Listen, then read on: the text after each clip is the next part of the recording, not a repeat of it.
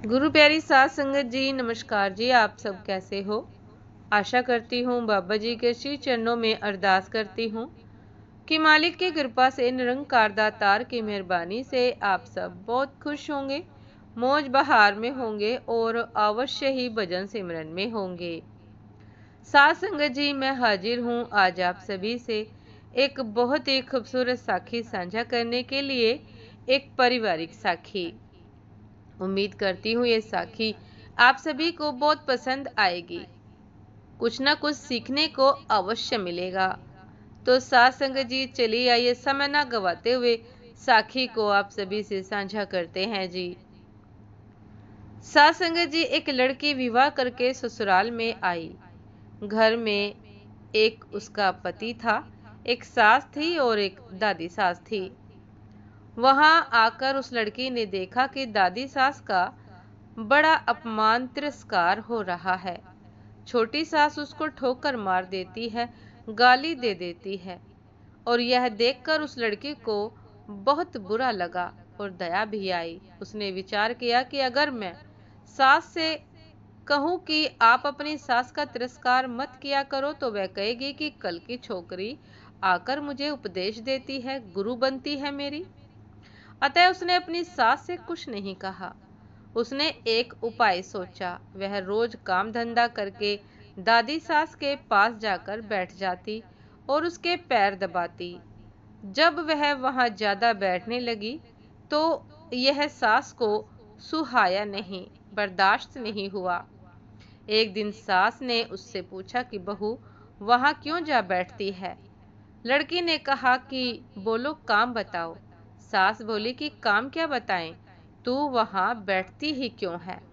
लड़की बोली कि मेरे पिताजी ने कहा था कि जवान लड़कों के साथ तो कभी बैठना ही नहीं, जवान लड़कियों के साथ भी कभी मत बैठना।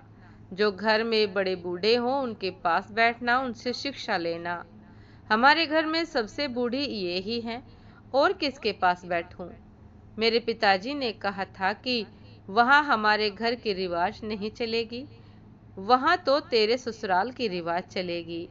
मेरे को यहाँ की रिवाज सीखनी है, इसलिए मैं उनसे पूछती हूँ कि मेरी सास आपकी सेवा कैसे करती है।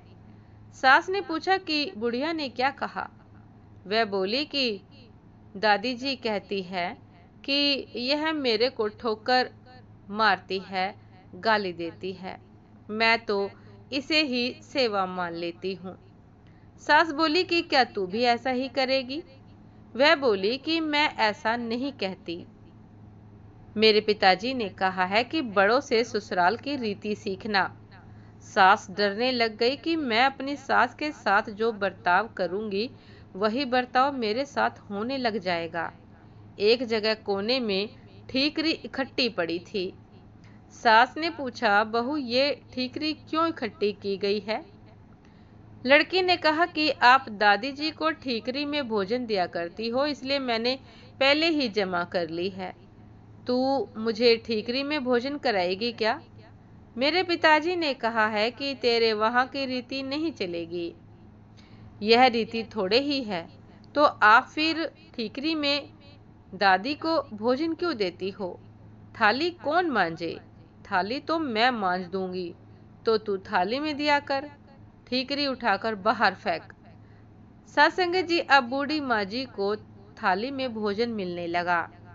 सबको भोजन देने के बाद जो बाकी बचे वह खिचड़ी की खुरचन, कंकड़ वाली दाल माँ जी को दी जाती थी।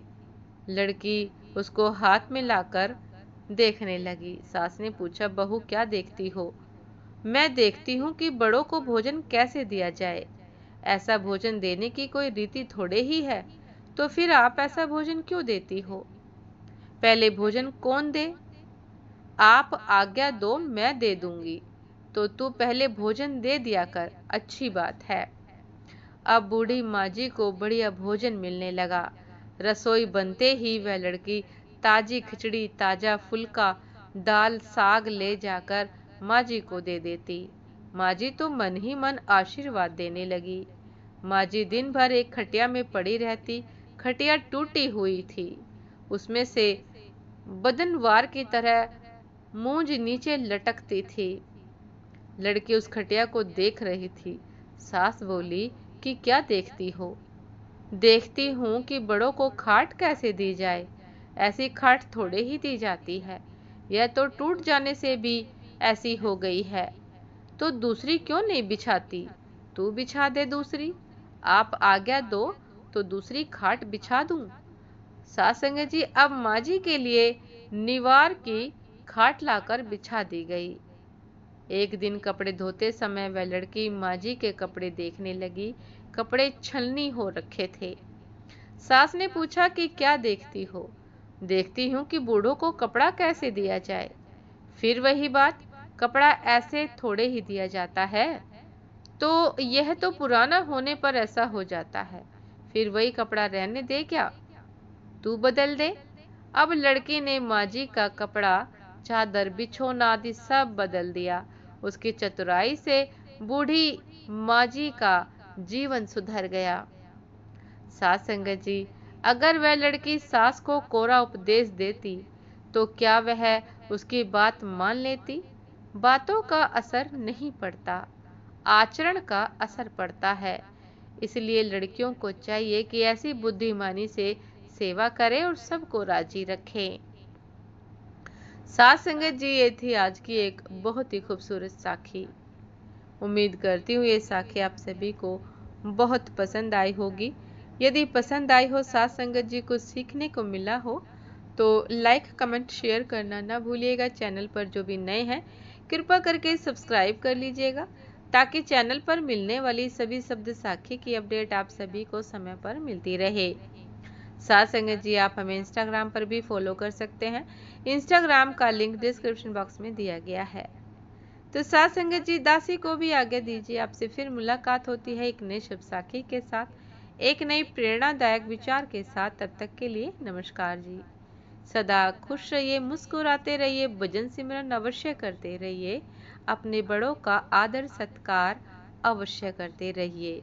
यदि घर परिवार में कोई राह भटक गया हो, भूल गया हो, तो उसे बुद्धिमानी से सेवा करना सिखाइए। नमस्कार जी।